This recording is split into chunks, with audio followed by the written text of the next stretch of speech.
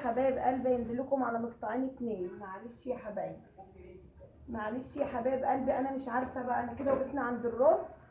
ماشي، هعمل ايه تاني يا حبايب قلبي؟ ادهم هنزل بالخضار بتاعي على حته الصدر المطحون، على فص الثوم والبصلايه اهو يا حبايبي.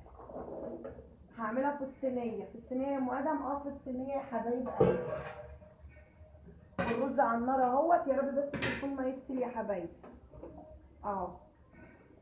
انت هتعمليها نيه. انا كده شوحت حته الفرخه واللي هي الصدر المطحون على مع فص ثوم وبصلايه ومعلقه السمنه. هتنزلي ايه؟ هنزل بصوا بقى بالتوابل بتاعتنا دي السبع. بصوا دي السبع بهارات اهي. حبه حلوين كده، حلوين. بصوا كده، بسم الله ما شاء الله. وقع الرز ريحته طلعت، عملنا حبايه وحبايه. ودي يا حبايب بصوا بسم الله ما شاء الله.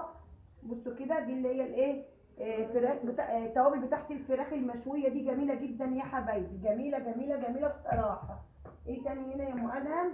هنا حبه بابريكا صغيره كده يا حبايبي اهو، حلوه كده. عاملين الاكل بتاعنا زي ما انتم شايفين. معلش لو هينزل لكم على مقطعين اتنين. معلقه من السكر، حبه ماجي كده، معلقه حبه ماجي جميله كده يا حبايبي. بصوا معلش يا حبايبي، هتعملي ايه تاني يا ادهم؟ هنزل عليها بحبه فلفل كده حلوين مش حاميين، جميله جدا جدا ومطعمه طبعا. كله عارف كده دي عيب بقى. ادهم بيقول لكم اعملوا لماما لايك يا حبايب قلبي.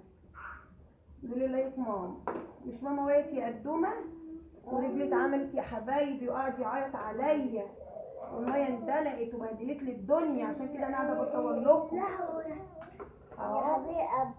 قعدت تقول يا ماما، قعدت تعيط يعني. الحمد لله. والدكتور بس قال لي ما تقفيش عليها كتير. بيقول لكم رجل ماما اتلوحت يا حبايبي.